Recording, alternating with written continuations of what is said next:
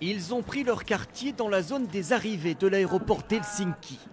Kossi, Mina et Iti, dont le jeu favori est de détecter les passagers atteints du coronavirus. Juste après avoir récupéré nos bagages, nous avons fait le test. Le chien va renifler votre odeur et vous aurez les résultats tout de suite. Donc restez à l'intérieur. La procédure, tout compris, prend moins d'1 minute. Avec un morceau de gaz, il faut se frotter la peau, par exemple au niveau du cou.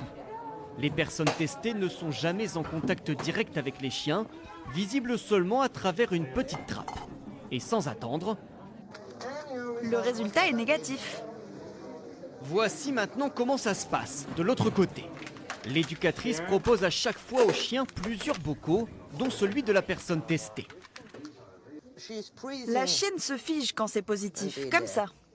Et parfois, pour l'entraîner, elle place un tissu frotté par une personne malade. Ici, il y a l'échantillon positif et ces deux-là sont négatifs. Pas une hésitation.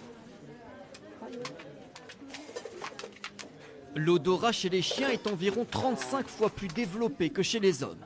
Selon cette éducatrice, la fiabilité est de 100%, bien meilleure, dit-elle, que les tests PCR. Pour l'instant, à Helsinki, ce n'est qu'une expérimentation.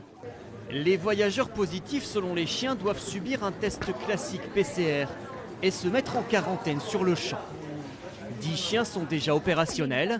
La plupart étaient déjà entraînés pour détecter des cancers dans un hôpital d'Helsinki.